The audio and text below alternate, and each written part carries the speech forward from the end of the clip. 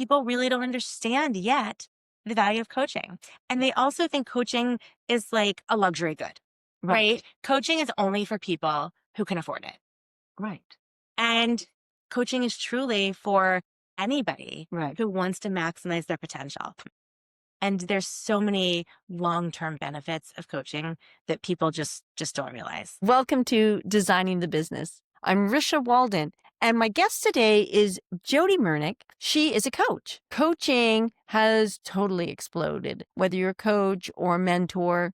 But Jodi's niche is helping young adults who are graduating from college and are entering the workforce. This can be a really overwhelming time for them, and her business focuses on helping them achieve success. She has a process, she has a plan for doing it.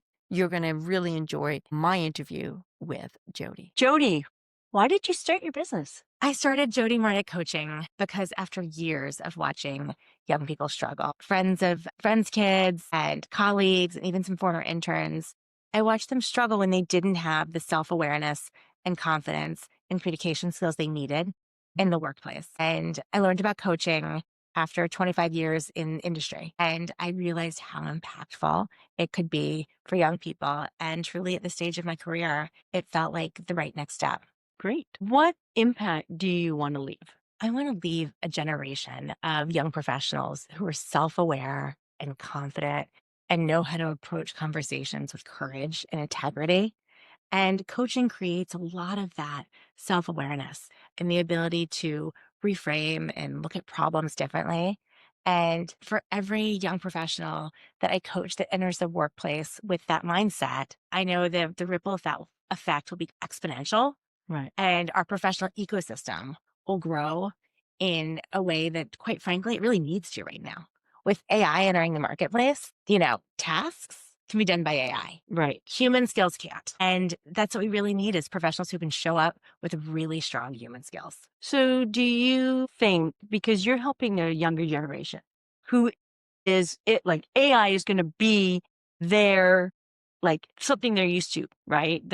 It's in their life. So do you think that they have this feeling that AI is like going to take over their job, going to take over their life, and that they really don't have any importance, and that they're not ever going to be able to match the knowledge or the skills of that AI can do? Listen, I compare AI a lot when I talk to young people to the internet when I was graduating from college. And the internet was this big thing. Uber didn't exist. Amazon didn't exist. Google didn't exist. True. And today, obviously, they all do. After I was a college recruiter for a software company, I had a job at a company called citysearch.com. It was when the internet was first taking off. It gives you some dating on this. And we were selling the information highway to bars and restaurants as a local city guide.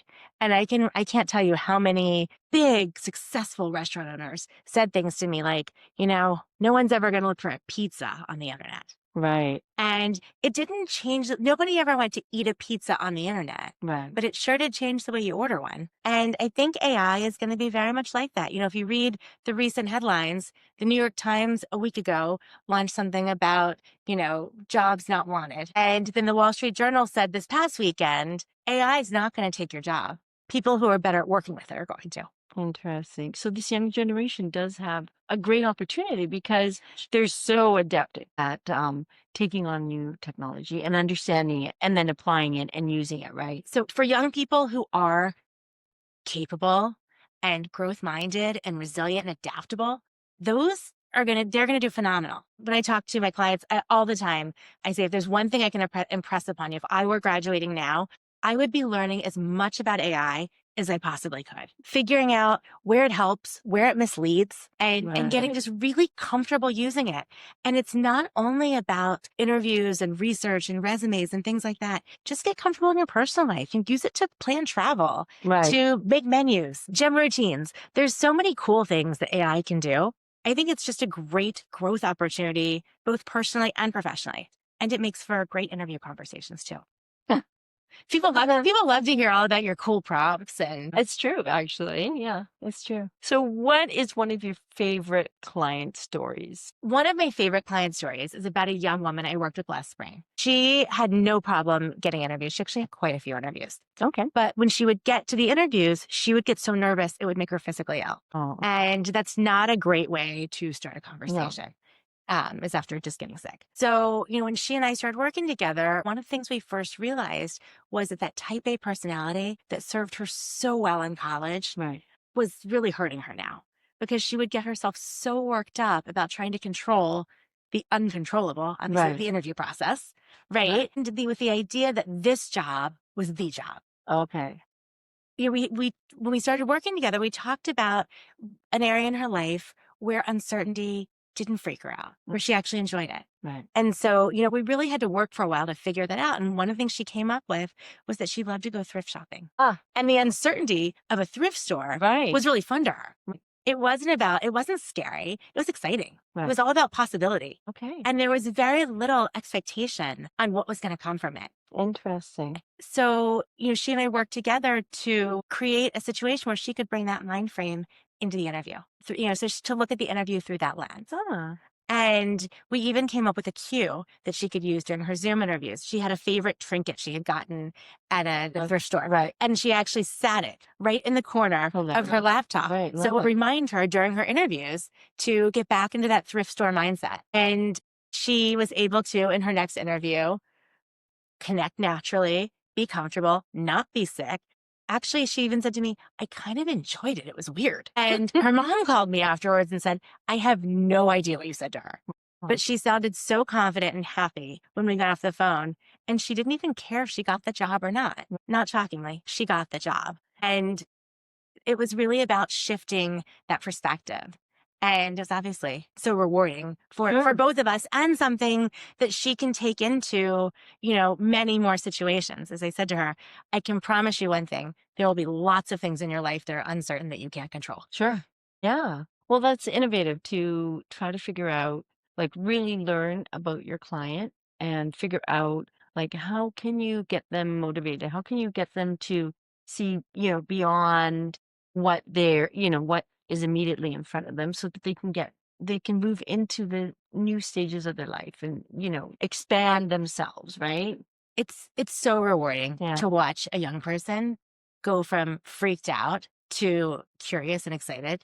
Yeah. And it happens like you can just watch it all of a sudden and it doesn't always happen really fast, right? Sometimes it takes a little while to get past what's immediately going on, right? When you're looking at something here, Right. it takes a second to get some perspective. But when you find those things and find the lens that works for them, Sure. it's really exciting. Yeah. Well, that's really getting to know your client, creating this relationship so that you can bring your experience and the tools that you have acquired and say, okay, what is going to really capture this client to help them move? I think what's most interesting to me is it's about helping them get to know themselves. True. Yeah. Because, as I tell them in coaching especially, I do not have all the answers. In fact, I have very few answers. But what I have is questions. And if I ask them the right questions, they find me answers. Because the answers are, I work with smart, capable young people. Right. It's not about me, guiding them. It's about them really figuring it out and me giving them the tools they need to do it. Right. So not only do they end up landing a job, they end up feeling so much more confident about themselves. Right. Well, that's wonderful. That's really wonderful. I mean, it's funny because as you're saying this is also what I help my clients with when they're talking about, I'm creating a room for them, for instance, but they don't know what the possibilities are. And they're like, well, we don't like change, and like, we don't want to do this. I'm like, I'm scared about that. I'm like, just try, like, by showing them, well, when I do my presentations and they're now expanding their thoughts and thinking the possibilities, they're like, oh, I didn't even, and I've had clients say this, I didn't even know I wanted that, but that was so, like, that's so me. And now I'm creating spaces that actually support them. I'm sure they probably learn things about themselves along the way too. Right. So yeah, that's really interesting. Really, really, our businesses are just helping other people. Absolutely. Yeah. Absolutely. Creating that relationship. And people probably also wonder why they can't just do it themselves, right? Yes. But, part of that is having, like, is having your expertise, having your knowledge, and knowing, like, having done this enough times that you're like, okay, well, this is, something you haven't thought about, because you can't possibly know everything. Right. Absolutely. I think one of the biggest misconceptions is that That's my next question. that people who need coaching are people who are remedial in some way, or they're slow starters, or they're really challenged. When you think about CEOs and executives leading people in business, they all have coaches. Some of them have more than one. Right.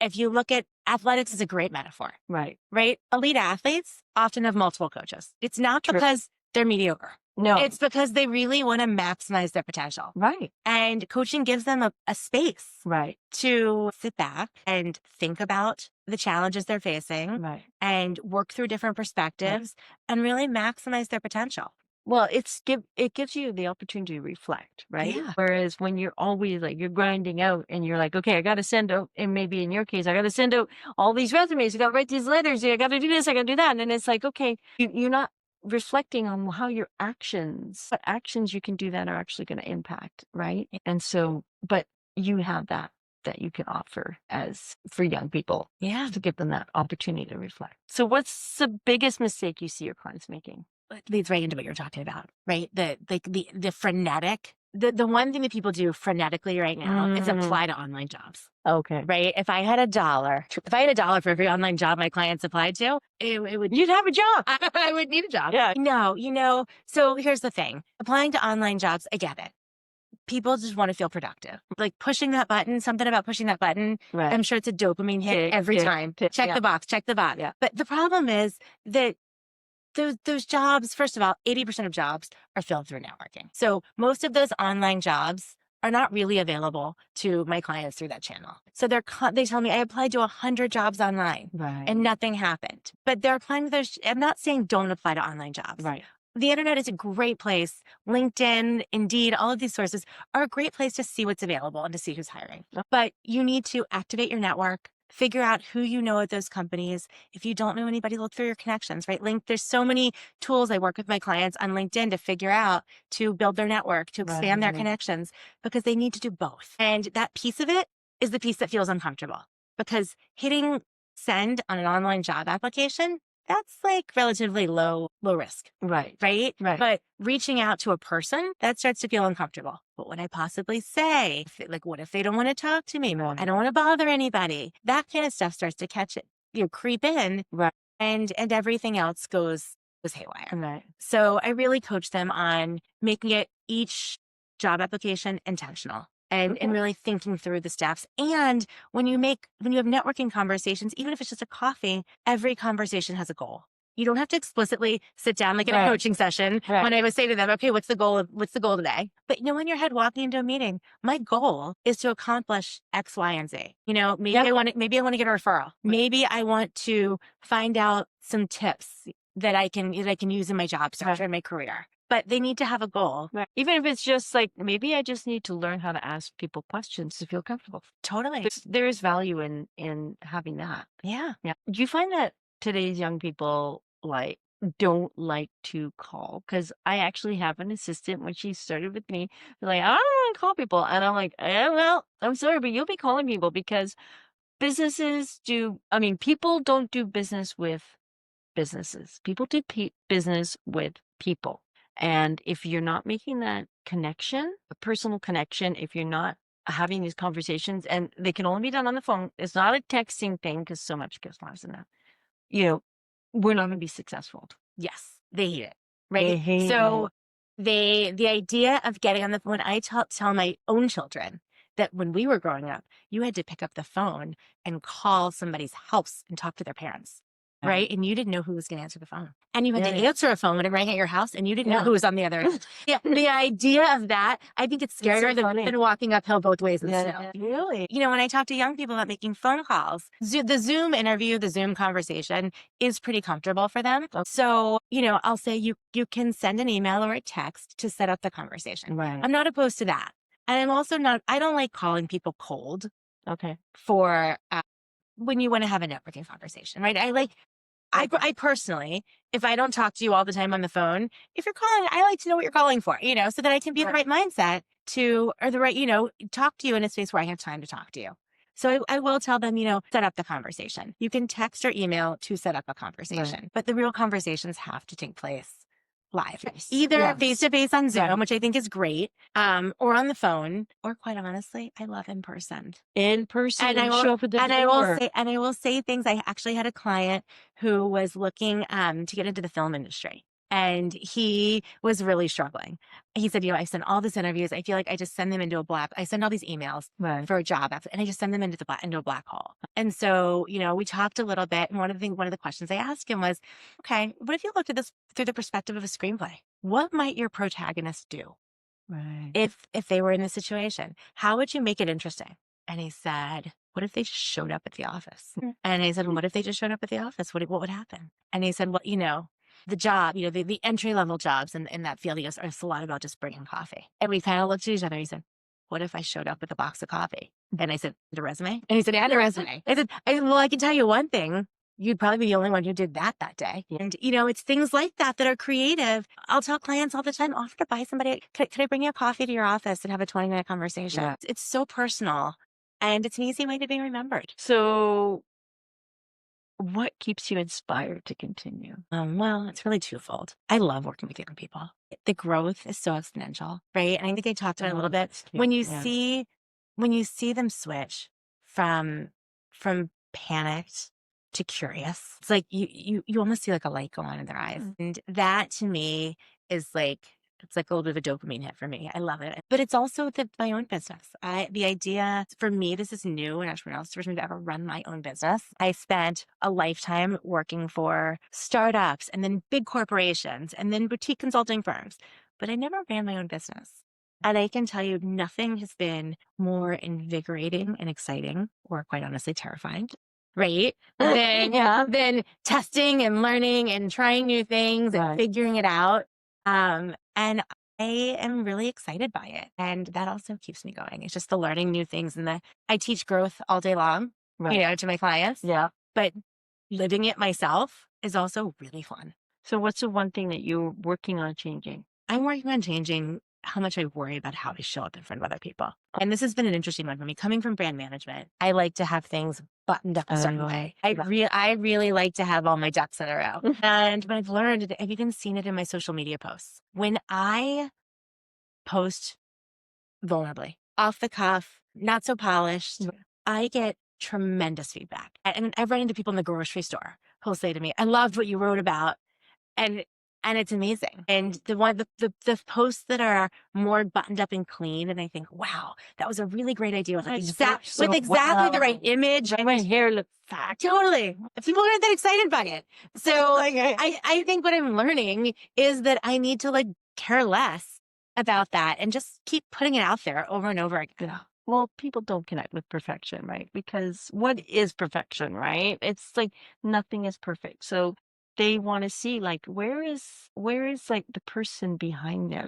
What can I relate to? And we're all we all have our little messes and our stuff, our piles of, for me, my piles of paper over there and piles of boxes over there. Yeah. The messy middle. People love the messy middle. And I think it's because it's so relatable. Yeah. We're all living in some version of the messy middle. Yeah, we're just trying to get out of that messy middle. Totally. The soup is keep stirring it. Totally. So one of my questions is, and this is an interesting question to you, because I'm thinking about it.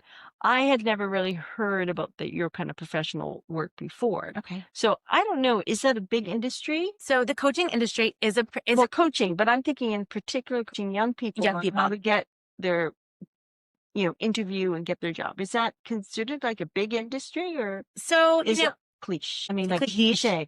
Yeah. Niche. I think it's a growth opportunity, quite honestly. Yeah. I don't know how big it is. Okay. I really haven't, which is funny for a marketer. Is that the messy? Did you just discuss that? I just jumped in. I did not do a whole lot of market research on this. Right. To me, this was like a gut feeling. I watched it. I saw it. I through my own experience. There are big companies who do career coaching. Okay, career coaching. Who hasn't heard of a career coach? And executives, there's a lot of coaching. When you get to a certain level in companies, the first thing they do is throw a coach at you. Right. Right. And, the way I think about it is, why are we waiting till there's a problem to fix. Right. Right. So Brene Brown has a great new book out called Strong Ground. And she talks about not building from dysfunction, that we won't build out dysfunction. The analogy she gives is that she had a pickleball accident and went to a physical therapist.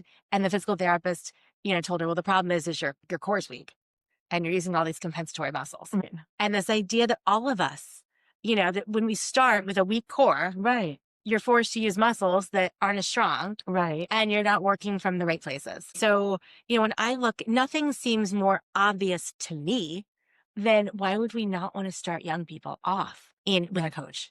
Yeah. Right? You would never have somebody learn a new sport on their own. No. You get a coach. Yeah. So I don't know. It makes a lot of sense to me.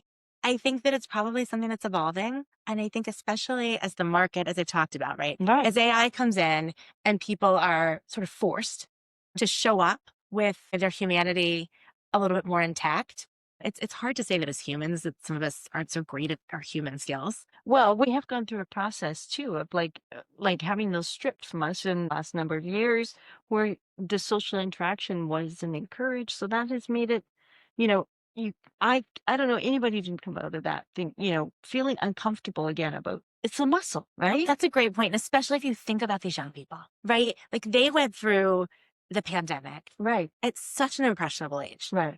Where we at least had those skills, hopefully, Oh. hopefully intact before the pandemic started, right? Yeah. Right. So yeah, I think for a lot of this young crowd coming out, that probably is some muscles that developed some maybe a little weakness through the pandemic, and they need to be retrained.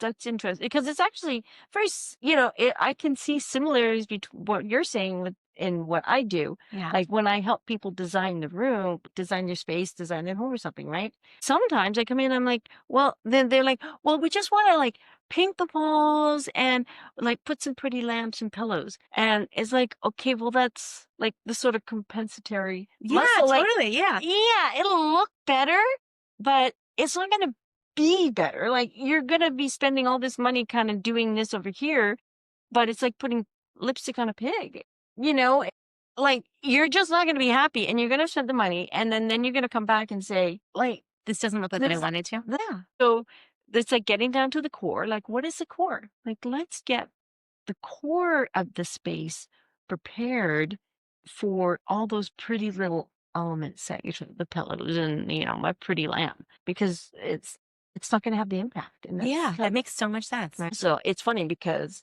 there is some similarities I see in our totally. businesses. Yeah. Absolutely. I wonder if they're almost just like universal like truths, right? Yeah. Like business truths. Right. That in everything you're doing, if you don't start with a solid core, Right. then the rest of it is probably going to be a little wobbly at best. Right. And, and that's also why, you hire people like yourself or myself, because we're not going to start with like, okay, let's just fix your hair, put makeup on you so you can have a great interview.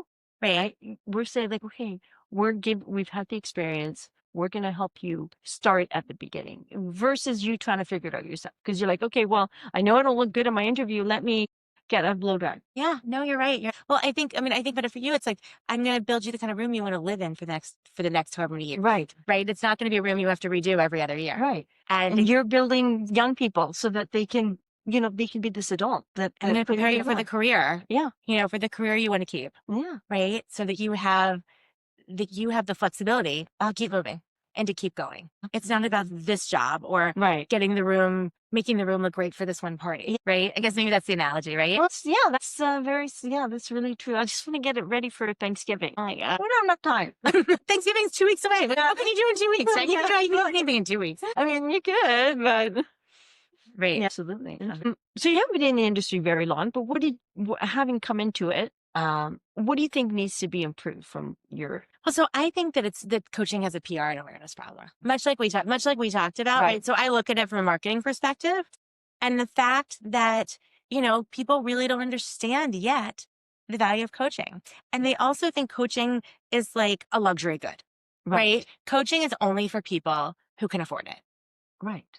And there are a lot of different ways to do coaching, and coaching is truly for anybody Right. who wants to maximize their potential. And there's so many long-term benefits of coaching that people just don't realize. But they can start with, like, you can find a coach, a mentor, even just go on YouTube.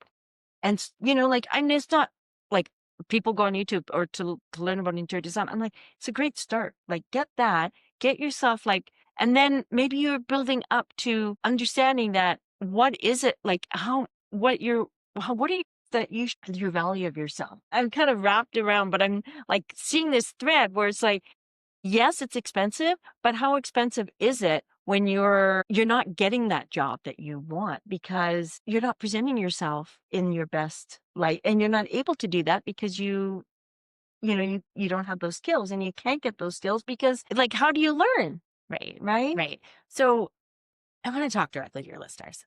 A lot of them have kids or young adults in their lives who are entering the workforce. Absolutely. And it's overwhelming. But there is so much opportunity out there for young people who show up as capable and resilient and curious. And it's not about having this perfect plan. Right. It's just about having a plan that you'll execute. And there's two things I tell all of my clients. Okay. When you start doing the actions, right, you start to execute that plan, you get clarity. Clarity comes from action. True. And with clarity comes confidence and momentum. Right. And connections are your currency. The more connections you have, the more opportunities you'll have. I said 80% of jobs come from networking. As you build your connections and work on that and work on your overall portfolio, more and more opportunities will become available to you.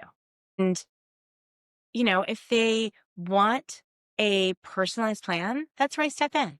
I help them figure out what their strengths are, work on their weaknesses, overcome any roadblocks in the way, and develop an intentional, simple plan that they can follow. And then I stay with them as a coach, and we optimize what's working. We pivot where we need to. Right. And we celebrate each little step of progress along the way until they get where they're going. And more often than not, it's not where they thought. It's so much bigger. I mean, you do exactly what I do. That's like exact steps that I take, really, because it's not having a plan, right? But how do you even know how to plan if you're not even sure? There's so many variables, and not having the experience, not having the knowledge. Working with you, you have that. So that's what you can give them. It's not like you're sitting down and saying, okay, you need to do color in A, color in B. I mean, it really is about them. Yeah. And then you taking your wisdom and knowledge and experience to create it, to help them create what they need to move themselves forward. Right? Yeah. Interesting.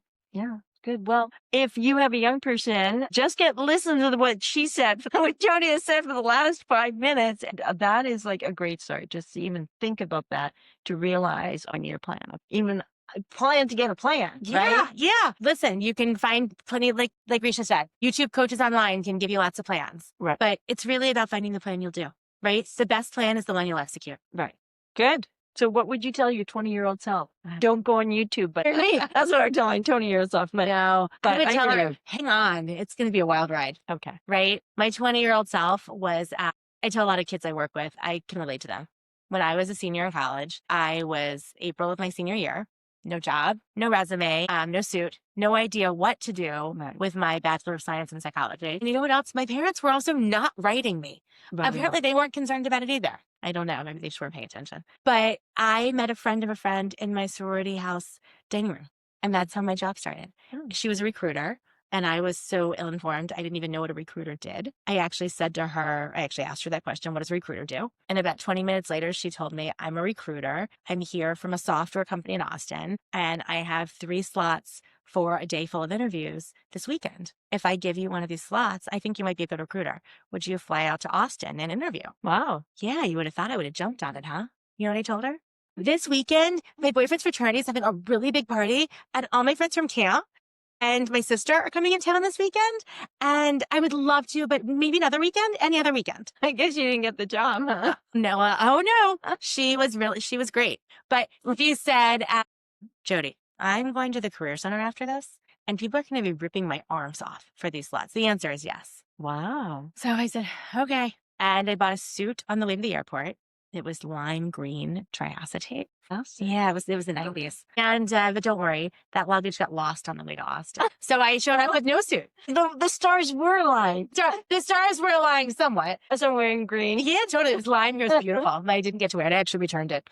Because when I got to Austin, I actually got to San Antonio. My one friend in Austin borrowed a car and drove to San Antonio and picked me up. And when he saw me, I was wearing jeans and a t-shirt because that's what I traveled in as a college student. And he said, "You can't interview like that." I said, "I know. What am I going to do?" And so in the middle of the night, he took me to somebody's apartment. A bunch of girls I didn't know dressed me.